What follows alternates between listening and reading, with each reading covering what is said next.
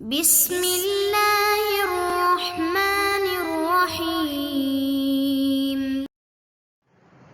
اعوذ باللہ من الشیطان الرجیم، بسم اللہ الرحمن الرحیم، صلی اللہ علی رسولہ الکریم وآلہ الاطیبین الاطہرین المعصومین۔ السلام علیکم ورحمۃ اللہ وبرکاتہ۔ طلاب کرام عزیز، کیسے ہیں؟ امید کرتے ہیں آپ خیر و عافیت سے ہوں گے۔ دروس فی علم الاصول حلقہ ثالث کا سبق نمبر 183 آغاز کر رہے ہیں، جس میں عنوان قرار دیا گیا کتاب کی عبارت الوظیفۃ الاولیۃ فی حالۃ الشک سے لے کر الرابع ما ذکرہ المحقق الاصفہانی تک۔ طلاب عزیز، آج کے درس میں جن نکات کو محور گفتگو قرار دیا جائے گا کہ وظیفہ اولیہ شک کی صورت میں کیا ہے، کہ مکلف جب شک کرتا ہے تو اس کا وظیفہ اولیہ کیا ہے۔ نمبر 2، مسلک قبح عقاب بلا بیان کو یہاں پہ بیان کیا جائے گا۔ آئیے ان مطالب کی وضاحت پڑھتے ہیں۔ الوظیفۃ الاولیۃ فی حالت الشک۔ طلاب عزیز، وظیفہ اولیہ وظیفہ ثانویہ کے مقابلے میں ہے یا ثانیہ کے مقابلے میں ہے۔ وظیفہ اولیہ اس ذمہ داری مکلف کو کہا جاتا ہے جس کے بارے میں عقل حکم کرتی ہے، قطع نظر اس کے کہ شارع نے یہاں پہ حکم کیا ہے یا نہیں کیا ہے۔ برخلاف وظیفہ ثانویہ کے یا ثانیہ کے، وہاں پہ حاکم حکم کرنے والی وظیفے مکلف کے لیے مقام شک میں، تاکہ شک کی حالت سے مکلف نکلے، باہر نکلے، وہاں حاکم شرع ہے، شارع ہے، عقل نہیں ہے۔ یہ ہے اس صورت میں جب مکلف کو شک ہوتا ہے۔ اب آئیے دیکھیے، کلما شک المکلف فی تکلیف شرعی، تکلیف شرعی کے بارے میں جب بھی مکلف کو شک ہو، مثلا فرض کریں شرب تتن، سگریٹ پینے کی تکلیف کہ آیا حرام ہے یا حرام نہیں ہے، اس کے بارے میں شک ہو رہا ہے مکلف کو۔ ایک شک تو ہوا، لیکن ولم یتأتی لہو اقامت الدلیل علیہ اثباتا او نفیا، اس تکلیف شرعی کے بارے میں دوسری جانب سے کوئی بھی دلیل موجود نہیں ہے جو کہ تکلیف شرعی کے بارے میں حکم کو ثابت کرے کہ واجب حرام ہے یا حرام نہیں ہے۔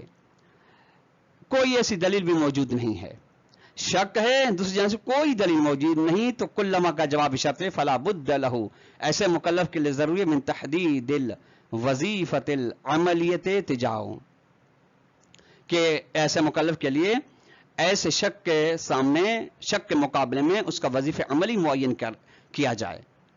ضروری ہے کہ اس کا وظیفہ مکلف اب کیا کرے، وہ دلیل بھی نہیں ہے، شک بھی ہے اس کو، تو شک کی حالت سے نکلنے کے لیے وہ کیا کرے۔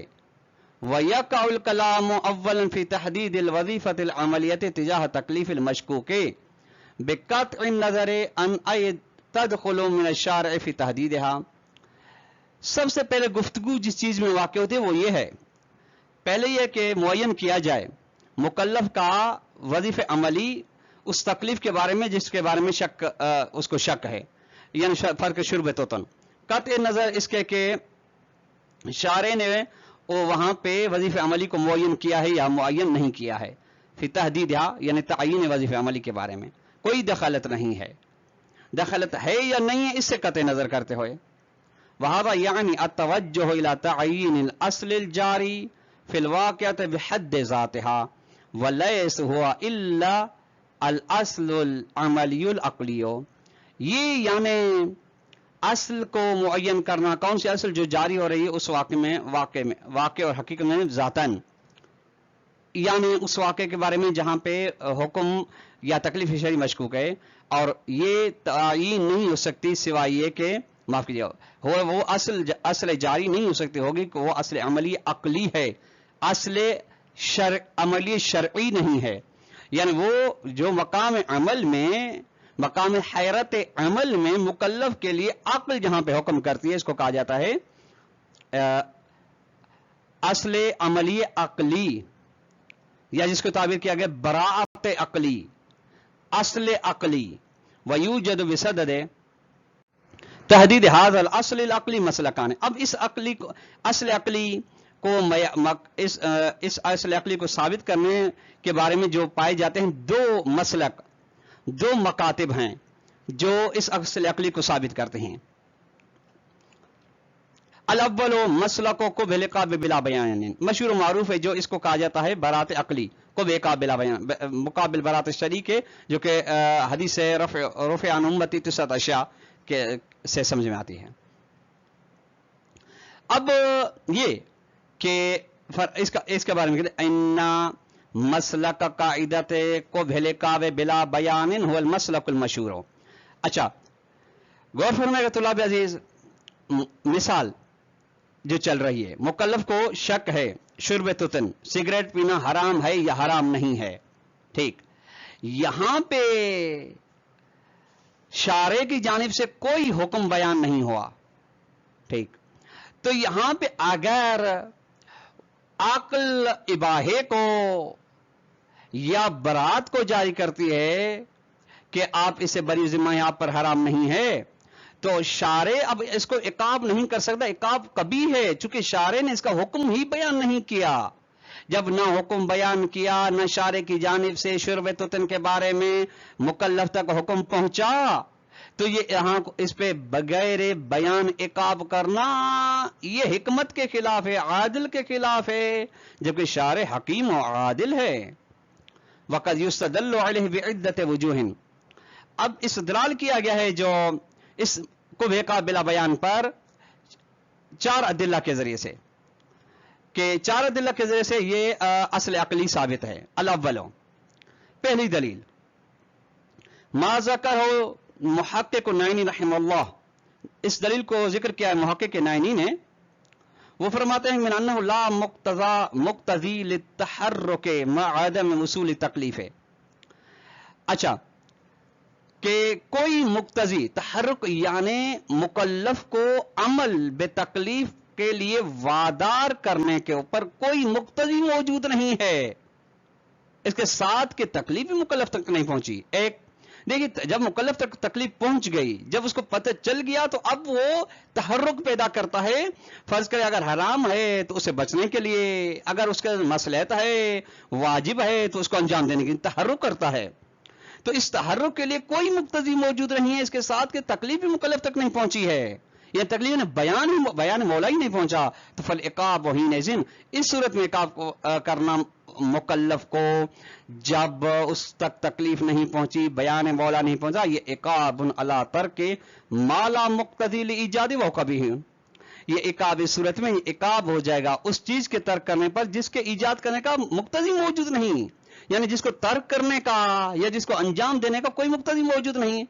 اچھا، مقتضی کیا ہوتا ہے؟ مصلحت ہوتی ہے، تحرک کرتا ہے مصلحت کو حاصل کرنے کے لیے، فوائد کو حاصل کرنے کے لیے، یا مضرت ہوتی ہے، اس پھر بھی تحرک کرتا ہے تاکہ اس سے بچ سکے. وہ کبھی یہ کبھی ہے، اور کبھی فعل کا ہرگز مولا یہ حکیم انجام نہیں دیتا.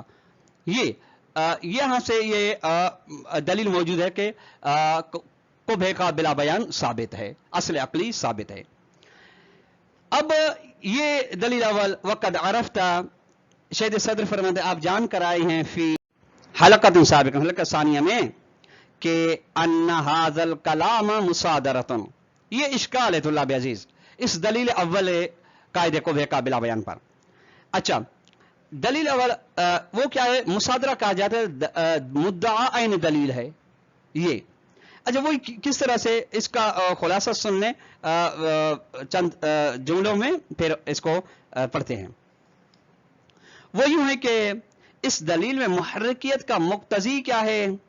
کہ مکلف کو تکلیف کے بارے میں علم ہو، یعنی علم بے تکلیف کو قرار دیا کہ محرکیت، یہ علم بے محرکیت اس کو قرار دینا دلیل ہے اس بات کی کہ عقاب بلا بیان نہیں ہونا چاہیے. درحال کہ ہم اس مقتضی کو ثابت کرنا چاہتے ہیں جس میں رجوع کیا جائے گا حق اطاعت مولا کی جانب، اور جہاں پر عقل حکم لگاتی ہے کہ مولا کی اطاعت کا دائرہ وسیع ہے، وسیع مراد یعنی وہاں پہ جہاں پہ علم ہے تکلیف کا، یقین ہے، تب بھی اس کو بھی شامل ہے، اور جہاں پہ احتمال شک ہے تب بھی شامل ہے، لہذا یہ دلیل تام نہیں، کیونکہ مولویت عرفیہ، معاف کیجیے گا، اچھا کیوں ہے یہ شامل ہے تکالیف مقطوعہ کو بھی اور تکالیف مشکوکہ کو بھی؟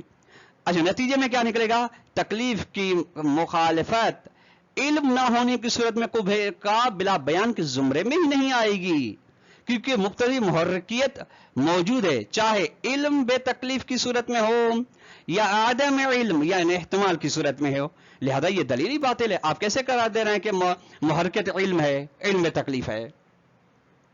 لأن عدم مقتضی کا نہ ہونا، مقتضی محرکیت کا نہ ہونا فرعی کے دائرۃ حق طاعت ہے وعدم شمول عقلا لتکالیف المشکوکۃ ہے، یہ فرع ہے اس بات کا کہ طاعت مولا کا جو حق طاعت مولا کا جو دائرہ ہے وہ تنگ ہے۔ تنگ مطلب کیا؟ واضح تفسیر کہ یہ دائرہ حق طاعت مولا شامل نہیں ہے عقلی لحاظ سے ان تکالیف کو جن کے بارے شک ہے، فرق شربت کے بارے میں، لوزون انه مع شمول یکون مقتضی لتحرک موجودا، چونکہ اگر شامل ہو تکالیف مشکوکہ کو بھی تو پھر مقتضی تحرک کے لیے موجود ہوگا، نتیجہ فینتہی البحث الى تحدید دائرۃ حق طاعت، پھر بحث کا اختتام ہوگا اس بات تک کہ حق دائرۃ مولا کے محدود کیا جائے، محدود نہیں معین کیا جائے۔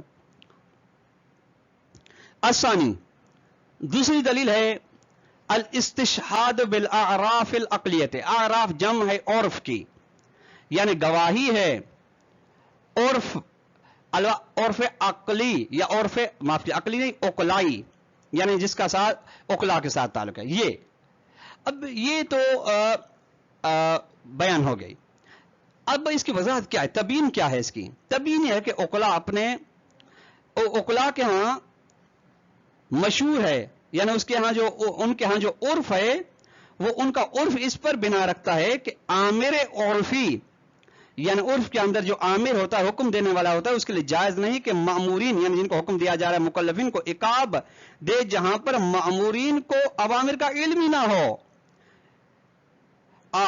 فرض کریں شرب تتن کے بارے میں نہ حرمت نہ عدم حرمت نے بیان ہی نہیں کی اور وہ شرب تتن کر رہے ہوں تو وہاں پہ ان کو عقاب نہیں کر سکتا، یہ ان کے لیے کبھی ہے، ان کے عقلا کے عرف میں بھی، کیونکہ یہ قبح کا بلا بیان ہے، یہ دلیل ہے، یہ ثابت کرنا ہے۔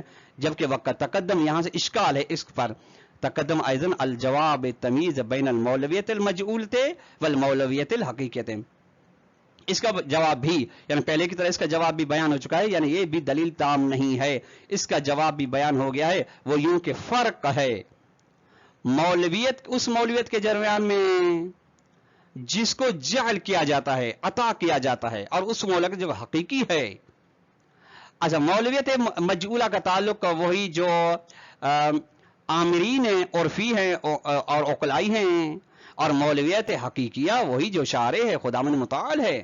یہ اب اس وضاحت پر لے اشکال کی، یہ دلیل تام نہیں ہے جو مولا عرفی کو شامل ہے۔ اگر مولا شرعی ہو یعنی شارع مقدس ہو تو پھر یہ دلیل تام نہیں ہے، کیونکہ مولویت عرفیہ جعل کی گئی ہے، یہ مولویت مجعولہ مولویت عرفیہ جعل کے عامر عرفی کی جانب سے، بس اسے مولا کی اطاعت فقط ان تکالیف میں ہوگی جو معلوم ہوگی، یعنی جن کے بارے میں مامورین کو مکلفین کو علم ہوگا، محتمل میں نہیں ہو، یعنی جن کے بارے میں احتمال ہے، جن تکالیف کے بارے میں ان کو نہیں شامل ہوگی، جبکہ مولویت شرعیہ حقیقت ذاتیہ ہے، جعلیہ نہیں ہے، اور مخصوص نہیں ہے تکالیف کے ساتھ جن کے بارے میں مکلف کو علم، بلکہ تکالیف جو ہیں جن کے بارے میں احتمال ہے مکلف کو ان کو بھی یہ شامل ہے۔ الثالث،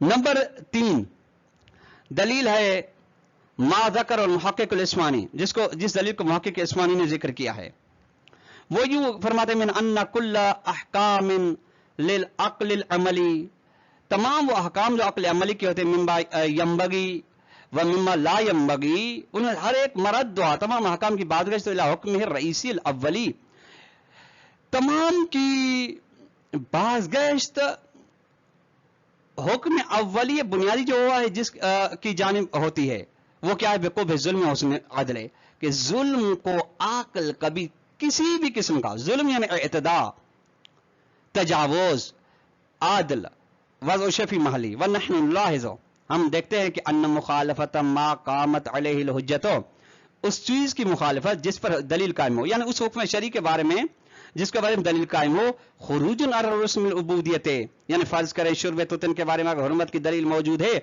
अब और हम फिर भी शुर्ब तुतन कर रहे हैं तो ये उबूदियत के दायरे से हम बाहर निकल रहे हैं। वह हुआ जुल्म अब्द बिल मौला, ये मौला की बारगाह में अब्द की जानिब गुस्ताखी है।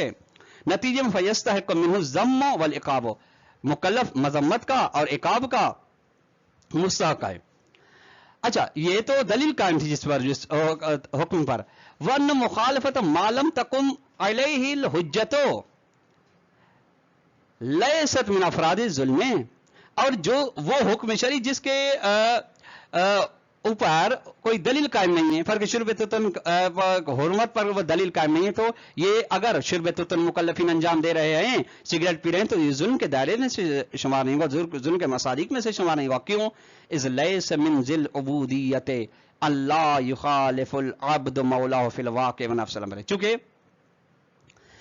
उबूदियत जी उबूदियत साहिब उबूदियत होने में से ये नहीं है, यानी जुज़े साहिब उबूदियत ये नहीं है कि अब्द मुखालिफत ना करे मौला की वाक़े और नफ्स अल-अमर में, ये शर्त नहीं है कि वाक़ियत और हकीकत में मुखालिफत मौला ना करता हो, बल्कि ज़ाहिरी जो उस तक हुक्म पहुंचा उस मुखालिफत ना करता हो। नतीजतन फला यकुन ज़ालिक ज़ुल्मन लिल मौला, ये मौला के शान में गुस्ताखी जुल्म शुमार नहीं होगी। वाले इस बिना भी फला मूजिब लिल इक़ाब, कोई इक़ाब मुकल्लफ के लिए कोई सवाब नहीं बनता, बल्कि यकबह बल्कि कभी है इक़ाब करना। व बिज़ालिक, और यहीं से यसबुतो कुबिल इक़ाब बिला बयान, इससे कुब इक़ाब बिला बयान साबित होता है। ये तीसरी दलील तुल्लाब इकराम कायदे को बेका बिला बयान को साबित करें। यहां से इश्काल इस पर भी तहकीक हो, तहकीक अन्न इद्दआ कौने हुक्मिल अक्ल बेक़ुब्ह ज़ुल्म हुवल असासो लिअहकामिल अक्लिल अमलिय बिल क़ुब्ह उमूमन व अन्ना कुल्लहा तत्बीकातुन लहू। ये जो है कि ये दावा करना कि हुक्म अक्ल जुल्म के कभी होने के बारे में ये असासी हुक्म है अहकाम अक्ल अमली के लिए, जो कुब के बारे में कहते हैं, ये उम्मन और ये तमाम तदबीकात हैं इस कुब जुल्म की। व इनकान हुवल मशहूर, अगरचे ये इद्दा मशहूर है, वल मुतदावल फी कलिमात ही व कलिमात गैर मुहक्किकीन, और मुहक्किकीन उसूलियों गैर उसूलियों के दरमियान ये मशहूर भी है। इल्ला, लेकिन अन्नहु ला मुहस्सल लहू, लेकिन इस दावा का कोई माहसल नहीं, कोई समरा नहीं है। क्यों समरा नहीं? लिअन्नना इज़ा हल्ललना नफ्स मफ़हूम ज़ुल्म, हम अगर जुल्म के मफ़हूम की तहलील और तजिया करें तो वजदना, हम पाएंगे अन्नहु ज़ुल्म इबारतुन अनिल इअ्तिदाए व सल्बिल गैर हक़्क़हु, जुल्म का मतलब तजावुज़गिरी, दूसरे से हक को छीनना है। वहादा यानी इफ्तराज़ व सबूत हक़्क़िन फिल मर्तबत साबिक़ा, और ये खुद ये क्या है, खुद हक को साबित कर फर्ज करना है मर्तबे साबिका में। वहादर हक को बिनफ्स, ये हक ज़ातन मिन मुदरकातिल अक्ल अमली, अक्ल अमली के मुदरकात में से है, यानी वो है जिसको अक्ल दर्क करती है। फलौला अन्न लिल मुनअम हक़ शुक्र फिल मर्तबत साबिक़त, अगर ना होता मुनअम नेमत देने वाले खुदावंद मुताअ के लिए अक्ली लिहाज से विजदानी लिहाज से हक शुक्र अदा करना, तो लमन तबका उनवान जुल्म अला तर्क शुक्र ही, तो उसको शुक्र को मुनअम के शुक्र तर्क करने पर जुल्म का उनवान सिद्ध ना करता। नतीजे कौन शै जुल्मन, एक जुल्म हो जाती, वह बिताले कभी हम, और जुल्म के साथ कभी भी हो जाती। ये कौन जुल्म होना और कभी है ना मुतरत्तिबुन, मौकूफ होगा दायम हमेशा अला हक मुदरकिन फिल मर्तबत साबिक़त, मुदरक अक्ल अमली के हक पर जो मरहले साबिका में वह फिल मकाम हक होता है। यहाँ पे इस मकाम का है हक ताअत मौला।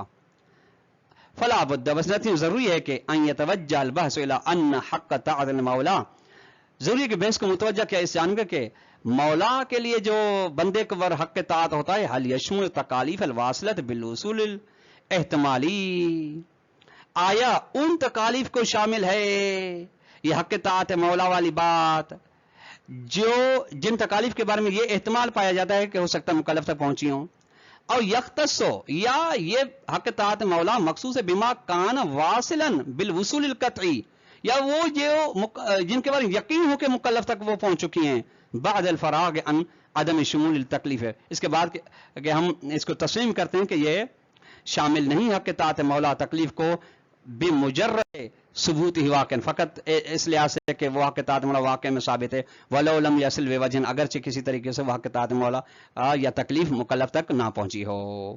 طلاب کرام عزیز، آج کا درس اپنے اختتام کو پہنچا. والسلام علیکم ورحمۃ اللہ وبرکاتہ.